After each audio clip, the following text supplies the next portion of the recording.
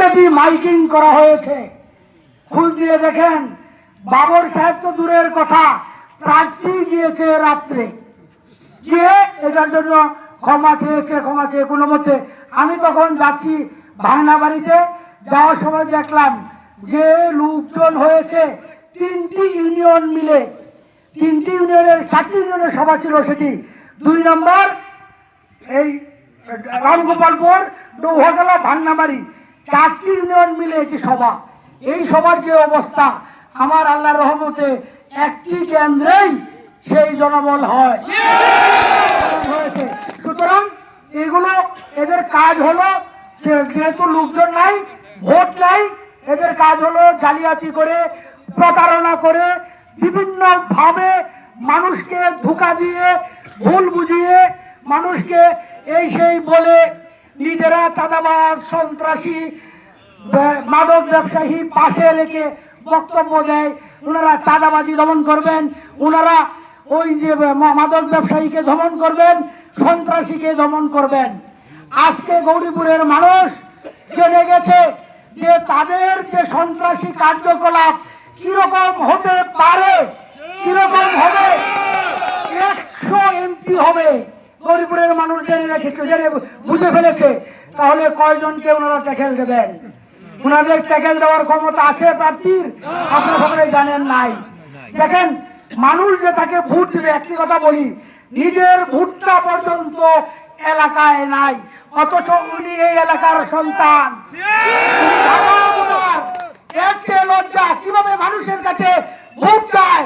আমরা যেহেতু এই এলাকায় ভোটার হতে লজ্জা বোধ করে, সুবিধা নেওয়ার জন্য, নাগরিক সুবিধা, শহরের নাগরিক সুবিধা বেশি, সেটি পাওয়ার জন্য সেখানে ভোটার হয়েছে।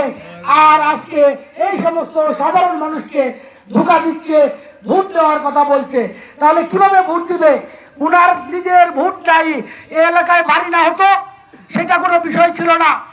তাহলে উনি যেহেতু নিজের ভোট নিতে দিতে পারবেন না, তাহলে কিভাবে অন্যের ভোট প্রত্যাশা করেন? এই এলাকার সন্তান হয়ে জনগণ আজকে বুঝে গেছে, আইনে আছে যে কোনো জায়গার ভোটার হলে সংসদ নির্বাচন করতে পারে। আর স্বতন্ত্রের ব্যাপারে যে সমস্ত কথা বলে, এগুলো মিথ্যা কথা। যা মিথ্যা করা, আইন সম্পর্কে জানে না। স্বতন্ত্র প্রার্থীর 2 দিকই খোলা। আর আল্লাহর রহমতে নির্বাচিত করেন, ভোট দিয়ে দেখেন স্বতন্ত্র থাকি না দলের সর্বোচ্চ জায়গায় অবস্থান করি। এগুলো ঝাড়ি ঝুড়িতে কান দেবেন না। এরা অনেক করেছে, এখন নিবৃত হয়ে যাবে, এবং নিবৃত অলরেডি হয়ে গেছে। এখন দূর থেকে ফ্ল্যাট করে, আগে কাছে এসে ভুমভাং করতো। এখন আল্লাহর রহমতে 2 দিনের শীতলায় সেনাবাহিনীর দাপড়ানি খেয়েছে, আর এই সাগঞ্জে তো বেদরক পিটুনি খেয়েছে, পাচার চামড়া সবার লাল হয়ে গেছে। সুতরাং ভয় পাওয়ার কোনো কারণ নাই। প্রশাসন সোচ্চার, ইনশাল্লাহ আমরা অবশ্যই জয়ী হব। আপনাদের ভোটের মাধ্যমে সাধারণ মানুষের, সকল শ্রেণী পেশার মানুষের ভোটের মাধ্যমে দল মত নির্বিশেষে স্বতন্ত্র প্রার্থীকে সকলেই ভোট দেবে, সেই প্রত্যাশা রেখে আবারও আগামীকালকের দিনটুকু আপনারা বাড়ি বাড়ি মাঠে ব্যয় করবেন, সেটুকুর অনুরোধ জানিয়ে আমি আমার বক্তব্য শেষ করছি। পাশাপাশি আপনাদের দীর্ঘায়ু এবং সুস্বাস্থ্য কামনা করছি।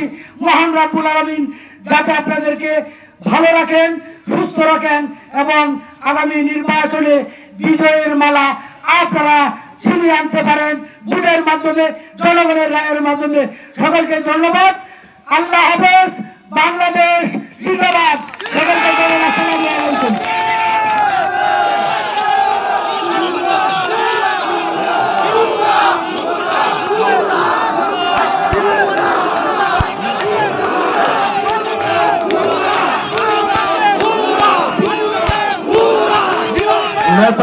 আমাদের নেতা বাজারের শেষ প্রান্ত পর্যন্ত পায়ে হেঁটে যাবে।